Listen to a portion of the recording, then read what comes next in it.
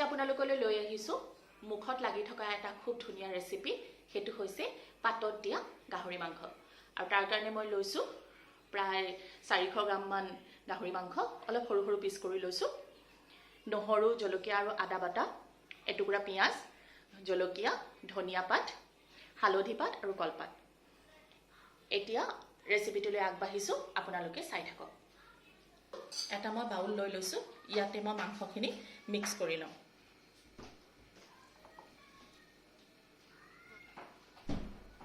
ইয়া দি দিলো নহৰু আদা আৰু জলকীয়া বটা ইয়াতে দিছো অকমান জলকীয়াৰ গুৰি সৰু চামুচেৰে 1 চামুচ জোখৰ নিমখ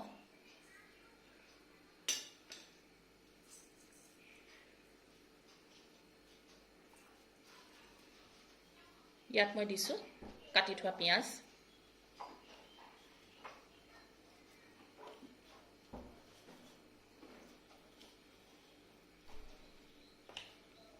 আৰু দিম অকণমান কেঁচা মিঠাতেল সামান্য যাতে টেষ্টটো ভাল হয় এয়া ইমানকণ মই মিঠাতেল দিছো একদম অকণমান এতিয়া মই এইখিনি খুব ভালকে সানি লম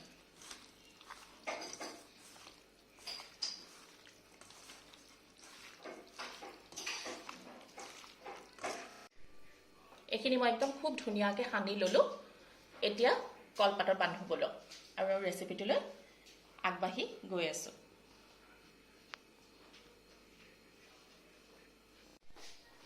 এয়া চাওক পাতখিনি মই এনেকে তলত এখন কলপাত তাৰ ওপৰত আৰু এখন দিছো যেহেতু মাংস হয় অলপমান বেছি ভালকে বান্ধিব লাগিব ওপৰত মই দুখিলা হালধি পাত দিছো যদি আপোনালোকৰ ওচৰত হালধি পাত বেছি থাকে তেতিয়াহলে বেছিকে দিব মোৰ ওচৰত কম আছে কাৰণে মই দুখনেই দিছো আৰু এখিলা ওপৰত আকৌ কলপাত দি লম এনেকে কৰি যাতে ইয়াত হালধি পাতৰ টেষ্টটো আহে আৰু কলপাতৰ সোৱাদটো আহে এতিয়া মই মাংসখিনি ইয়াতে সজাই দিম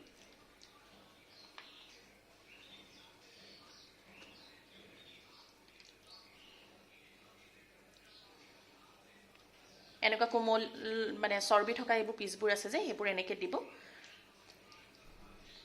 পৰাপক্ষত হাড় থকা পিচ নলব আৰু ইটো পিছৰ লগত হিটো পিচ এনেকে জয়েন কৰি দিব মিলাই পেলাই নহলে ভালকে নিখিজিব আৰু পাতখনো ফাটি থাকিব এনেকে মিলাই পেলাই জয়েন কৰি দিব ইটো পিছৰ লগত হিটো পিচ লগাই এয়া চাওক মাংসখিনি মই এনেকে সজাই ললো তাৰ মাজত মই কোনো ধৰণৰ গেপ থাকিবলৈ দিয়া নাই এনেকে দিছো আৰু এনেকে টুপুলা বান্ধি বা দম পাতি আপোনালোকে নিদিব তেতিয়া হয়তো ওপৰখিনি নিহিজিব তলৰখিনি হিজিব এতিয়া ইয়াৰ ওপৰতে মই দি দিম ধনিয়া পাত বহুত বেছি নিদু নহলে তিতা লাগিব তাতে গোন্ধটো ভাল আহে সেই কাৰণেহে দিছো আৰু দুটা ৰঙা জলকীয়া যেহেতু নিজৰে মুখ লাগিব পাৰে ন এতিয়া পাতখিলা মই বান্ধি লম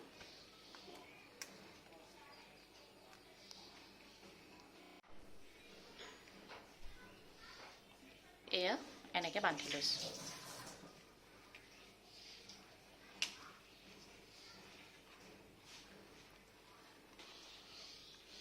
দিছা দি দিয়া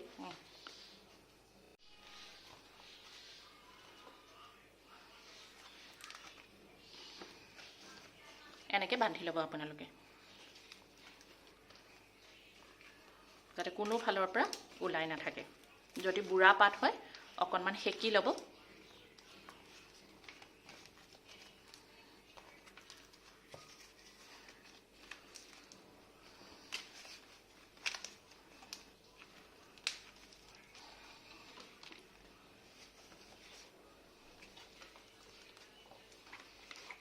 মই কেনেকৈ ভাজ কৰিছো আপোনালোকে চাওক যাতে কোনো ফালৰ পৰা মাংসটো ওলাই আহিব নোৱাৰে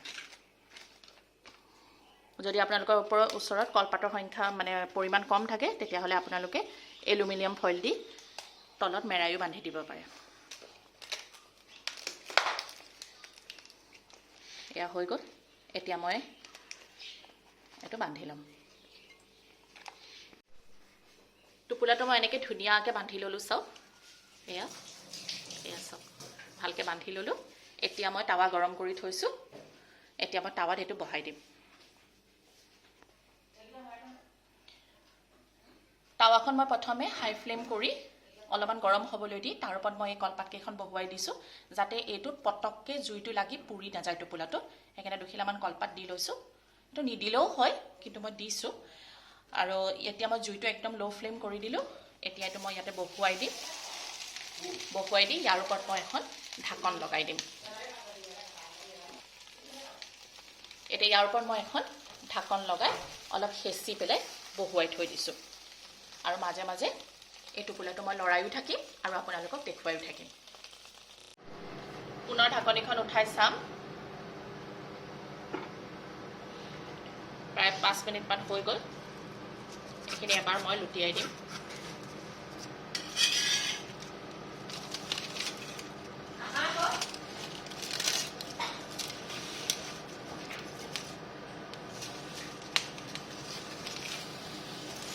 এয়া চাওক, মই ওপৰৰ কলপাতখিনি আঁতৰাই দিলোঁ। তলত যে এইখিনি কলপাত দিছিলোঁ, এয়া চাওক। যদি ডাইৰেক্ট এইটো দি দিলোঁহেঁতেন তেতিয়া এইটো পুৰি গ'লহেঁতেন। এতিয়া হৈছে, আপোনালোকে আৱাজটো শুনি পাইছেই চাগে। এনেকৈ পুনৰ মই আকৌ ঢাকি দিম আৰু মাজে মাজে লৰাই লৰাই আপোনালোকক উল্টাই পুল্টাই আপোনালোকক দেখুৱাম। কিন্তু হ'বলৈ অলপ সময় লাগিব। মাজে মাজে লুটিয়াই লুটিয়াই এইখিনি প্ৰায় হৈয়ে গৈছে। এয়া চাওক।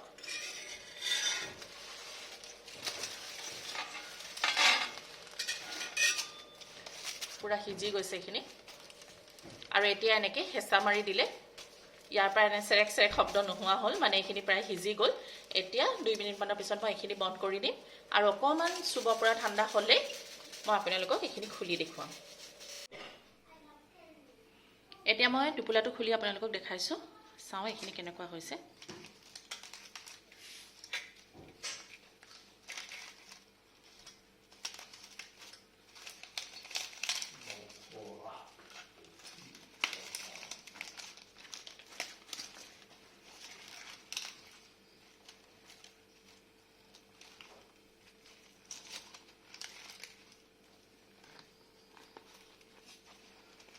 খুব ধুনীয়া এটা গোন্ধ ওলাইছে দেই।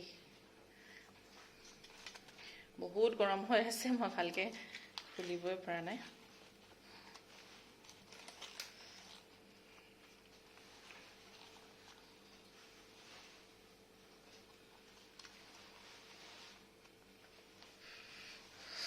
বহুত গৰম।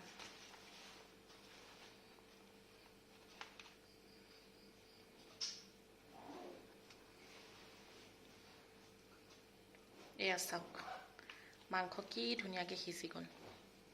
খুব ধুনীয়াকৈ সিজি গৈছে। এয়া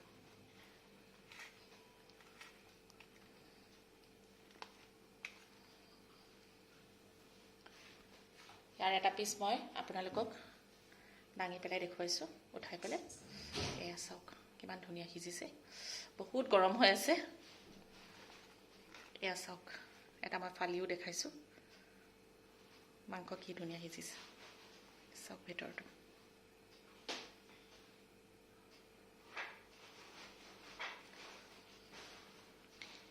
এনেকৈ আপোনালোকে পাতত দি গাহৰি মাংস দি খাব পাৰিব। খুব সহজ বনাবলৈ। আৰু মোৰ ভিডিঅ'বিলাক আপোনালোকৰ কেনেকুৱা লাগিছে কমেণ্টৰ মাধ্যমত জনাব। এনেকুৱা নতুন নতুন ভিডিঅ'লৈ পুনৰ আপোনালোকৰ ওচৰতে আহিম। আজিলৈ আহিছোঁ। ধন্যবাদ।